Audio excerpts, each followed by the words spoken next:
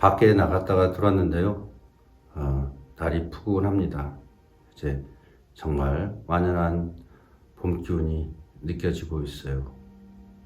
좋은 날 지내고 계신가요? 아직도 여전히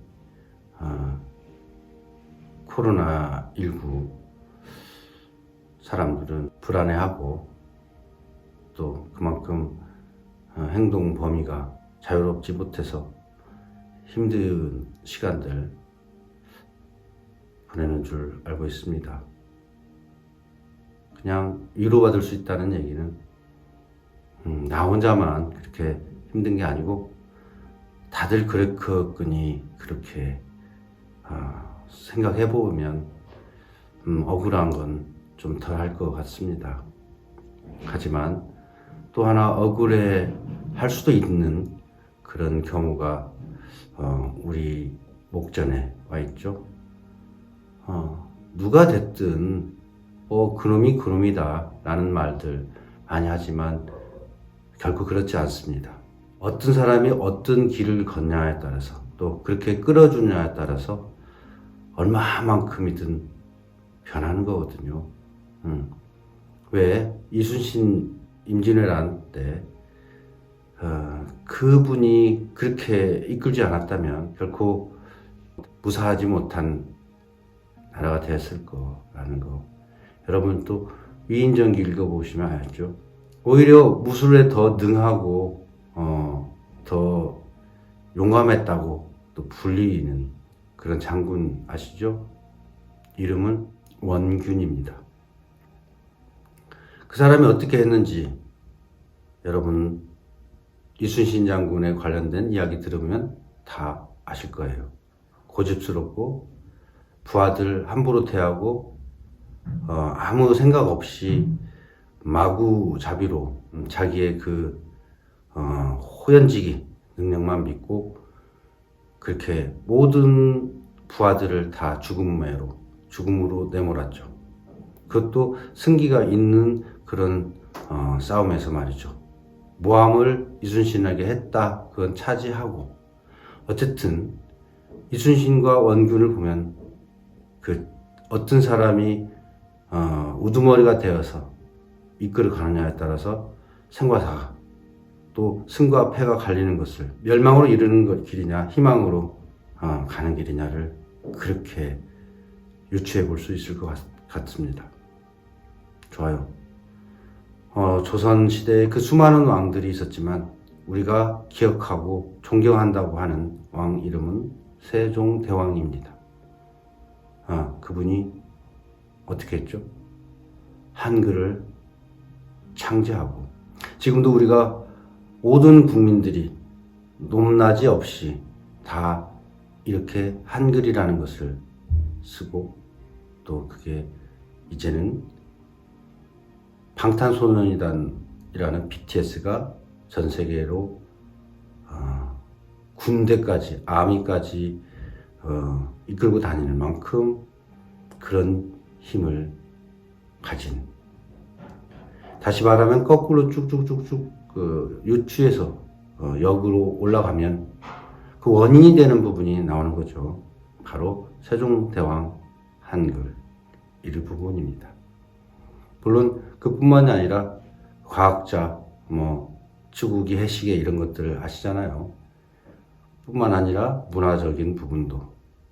그러니까 여러 방면에 걸쳐서 다양하게 그 아이디어를 또는 그런 사람들, 전문가 그룹이라는 분들을 조직하고 규합하고 또 이끌어 갔던 것이죠. 자, 그렇다고 보면 지금 우리 앞에 바로 내일 모레면 새로운 대통령이 우리 손으로 탄생하게 되죠. 20대 대통령. 자, 정말 지금까지도 어이가 없을 정도로 알 수 없는 불안스러운 또는 불편한 이런 것들은 우리에게 지금 고스란히 있습니다. 그래서 그 반절이란 숫자가 이렇게 무섭네요. 막연히 그렇게 고집스럽게 자기 고집을 꺾지 못하고 그냥 세뇌되듯이 그렇게 옳다고 믿는 사람들이 10명 중에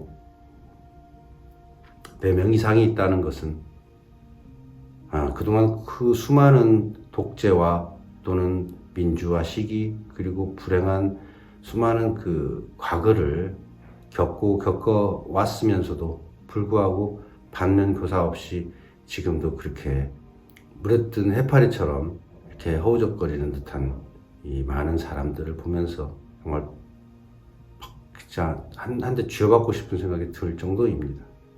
그렇게 바보냐고요. 오늘 아침에 그 3명이나 저한테 연락을 주었네요.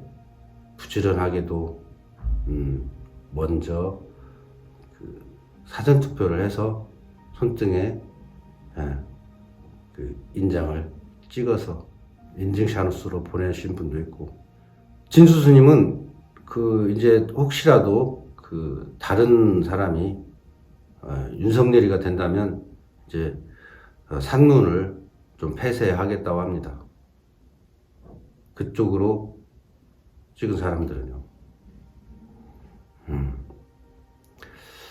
제가 하는 이 유튜브 그 동영상에는 좀 웃겨보려고 하는데도 제가 얼굴이 경직되어 있어서 우습지는 않죠.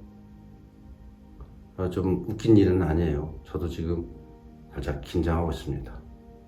어제는 무려 순천에서 구례까지 와서 구례를 해설한 제 친구 손을 비는 바위에 데리고 가서 거기에 이재명이 당선되기를 기원하면서 어떻게 보면 한편으로는 장난스럽게 보이지만 나름 가슴속에는 간절한 그런 것들을 기원으로 올렸네요. 부디 그 기원이 좋은 결과가 나오기를 저 역시 간절히 바라봅니다.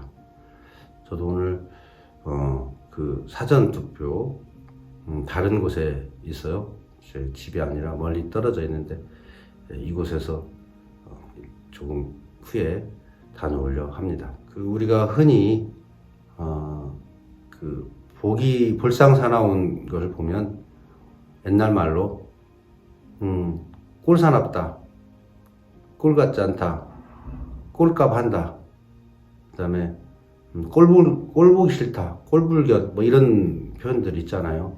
꼴이 분명히 주제 단어가 되겠죠. 꼴. 제가 국어 국문학자는 아니지만 제가 좀 버릇이 있어요. 좋은 버릇인 것 같아요. 뭔가 궁금하고 알고 싶으면 그 어원을 쫓아가 봅니다. 이게 한글의 어원인가 아니면 한문적인 한자에서 파생된 어원인가를 보면 굉장히 쉽게 그 뜻을 찾아낼 수 있어요. 대부분이 그 한문의 조합, 한자의 조합이죠. 학생, 배울 학자, 날생자. 그러니까 배우로 태어난 자, 학생입니다. 선생, 먼저 선자, 날생자. 먼저 난 분. 이건 꼭 가르침을 얘기하지는 않죠. 그 나이하고 관계도 없을 수도 있습니다.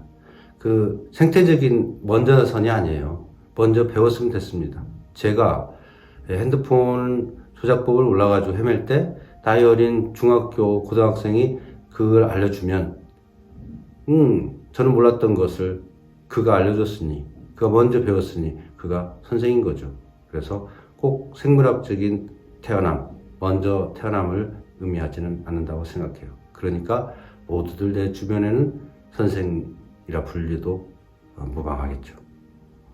자, 그래서 꼴값 한다. 그건 뭡니까? 꼴은 그 사람이 가지고 있는, 아니 뭔가가 가지고 있는 물리적 형태, 겉으로 드러나서 비춰지는 모양새, 그걸 우리말로 찾아서 말해보면 꼴입니다. 왜? 드라마 같은 데 보면 막 그 어렵게 사는 친지, 형제, 부모를 이제 찾아내서 막 울면서 이 꼴이 뭐야, 이 꼴이 뭐야, 막 울고 있는 거 보셨죠? 이 모습, 이 모양새, 이런 형편이 도대체 뭐냐고 물어보는 거죠. 그리고 이 꼴 저 꼴 보기 싫어서 안 본다, 이런 말도 있고요. 이 모양도 이 모습도 이 사람도 저 사람도 다 싫으니 나는 보지 않겠다, 이런 말이잖아요. 그런데 생각해 보십시오. 우리는 끝없는 선택을 강요당하는 세상에 살고 있습니다. 태어남조차도 내가 선택해서 태어난 건 아니잖아요. 물론 종교적인 부분에서는 다 선택하고 신이 준 선물이라고 하는데 적어도 내 기억에는 없으니 이것도 제 선택은 아닙니다. 자, 대통령 선거도 마찬가지예요. 우리가 누군가를 마음에 두고 그를 향해서 내 마음을 전달한다, 내 마음에 그 자존심을 세워달라 할 때는 그건 역시 선택입니다. 어떤 꼴을 볼 것입니까? 자, 박근혜 꼴도 봤고요. 그 전에 이명박 꼴도 봤습니다. 전두환, 노태우, 박정희 다 봤죠. 김영삼 나라 말아먹는 꼴도 보셨고요. 그런데도 불구하고 여전히 10명 중 4명 이상이 그 꼴을 다시 재현하겠다고 하니 불편합니다. 솔직히요. 아직 선거할 수 있는 시간들이 남아있기에 제가 이런 똑같은 동시대에 똑같은 고민들을 풀어보고자 좀 용기 내어서 말해보는 거예요. 사람이 사람 고쳐서 못 쓴다, 이 말 많이 듣고 계시죠? 저 그렇게 생각합니다. 사람 고치기 어렵다. 왜냐하면 태어난 성품과 성향과 특성이 고스란히 그만큼 얼굴에, 표정에, 눈빛에 다 들어있기 때문에 그걸 바꾸기는 어렵죠. 그래서 죽어야만 사람은 바뀐다, 이런 말들이 생겨난 것이겠죠. 그만큼 사람이 바뀐다는 것은 어렵습니다. 인정해 줘야 돼요. 그 사람의 운명은 그런 성향을 가지고 태어났다는 거, 그렇게 풀어야 된다는 거, 우리가 한편으로는 인정해버리면 마음은 편합니다. 하지만 그건 그 사람이 사는 행동 양식이 남에게 희생을 강요하거나 불편함을 줘서는 안 된다는 거죠. 자기 자신이 그냥 그렇게 살아가는 건 인정하나 다른 사람들한테는 적어도 불편을 주지 않아야 된다는 것은 특히나 전 국민을 대상으로 한 대통령일 때는 더욱 더 그 무게가 크다고 저는 생각하기 때문입니다. 그래서 제가 대선 토론을 유심히 보면서 저 나름대로 관상과 저 나름대로 눈빛, 그리고 저 나름대로 대하는 마음의 자세를 읽어봤는데 엊그저께 얘기한 대로 심상정은 자기를 드러내서 아직 살아있음을, 그리고 한 당의 정체성을 가지고 뛰어나와서 역할을 하고 싶은, 충분히 인정을 하면서도 왠지 보기 싫었던 이유는 그 전에는 도대체 뭐 했냐는 거고요. 그 칼 끝을 왜 그 이쪽에만 들이대고 있는지, 언제나, 그리고 그 혜택은 항상 자기네들이 보려 하는지 참 알 수도 없는 심보 같은 생각이 들었어요. 그 심술보 외에는 달리 얘기하고 싶지 않아요. 그냥 그 정도에서 끝났습니다. 모든 논리도 사람들을 설득하고 대화를 한 게 아니라 자기네들 입장과 자기의 말 잘하는 것을 강조하는 정도 밖에는. 그 다음에 윤석열 같은 경우는 눈빛은 허공을 향하여 있고, 그 다음에 피식거리는 그 웃음, 비열한 웃음. 그건 마치 피의자 조사를 하는 그런 검사가 자기 생각에 마음에 안 들면 픽픽거리면서 비웃는 듯한, 그것이 얼굴에 그대로 녹여져 있었던 것 같습니다. 물론 자기 생각은 하나도 없고 받으면 튕겨낸다. 네가 나 이만큼 때려? 그럼 나는 2대 더 때릴게 하는 것 같은 그런 속에는 아주 그냥 조그마한 서양지만한 것이 들어있는 것 같은 참 얄팍한 느낌이 들었습니다. 그리고 안철수 역시 눈빛은 흔들리고 그 표정은 어거지로 만든 썩은 고구마 그 얼굴을 하고 그 아동틱한 목소리로 결국에는 자기 잘난 채 어디서 그냥 한 줄 배워온 그 가닥 가지고 남을 훈계하려 드는 그 외에는 정말 그 사람을 누군가 다른 그 범위에서 다른 전문적인 영역에서 공격하면 아무 말도 하지 못할 만큼 그런 사람이 이 사람들의 그 이상한 심리를 타고 넘어와서 지금까지도 얼치기 없이 그 자리에 서 있다는 거 보면서 매우 우스웠습니다. 그런 점에서 보면 이재명은 그 토론 중에도 어떤 주제가 들어오면 국민 여러분들은 어떻게 생각하십니까? 이렇게 국민을 향해서 듣고 있는 사람을 향해서 그 질문과 대답을 자기의 생각을 관을 이야기하고 있었죠. 그 억지로 만들어지는 거 아닙니다. 연습되어서 될 일도 아니고요. 그 사람이 그렇게 하고 싶은 그런 마음이 깊이 잠재의식 속에 있었기 때문에 자연스럽게 끌어올려지는 거죠. 그 역시도 연습이라고 하면 연습입니다. 왜?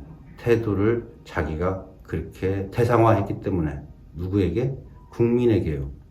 자, 그래서 이 꼴값이라고 말하는 것은 그 꼴값들을 충분히 하고 있었다. 왜 그것을 갑으로 사람들은 치지 못하는가? 싸구려인지 고급인지 저급한지 아주 고상하고 비싸고 귀한 건지 왜 못 보느냐는 것입니다. 그동안 수많은 꼴을 보았으면서도요. 제 얘기는 50 먹으면 40인가요? 자기 얼굴에 책임을 져야 된다는 얘기 다 알고 계시죠? 저 또한 마찬가지입니다. 비껴나가고 싶은 생각 없어요. 제 얼굴이 거울을 볼 때마다 사랑스럽고 귀엽고 예쁘고 그냥 넉넉하게 보이고 그렇지 않습니다. 날카롭고 뭔가 불만이 많고 예쁘지 않게 늙어가는 거 잘 압니다. 저의 꼴은 그 정도이니까요. 좀 더 예쁜 꼴로 바꿔가기를 늘 명상을 통해서 좀 더 너른 품이 되기를 바랍니다. 그래서 꼴 사납지 않고 꼴 같지 않도록 좋은 꼴 서로 만들어 보자고요. 좋은 꼴 서로 보면서 살아갔으면 좋겠습니다. 오늘의 이야기는 좋은 꼴로 만들어 가면서 살아가자입니다. 투표 아시죠? 넘버원.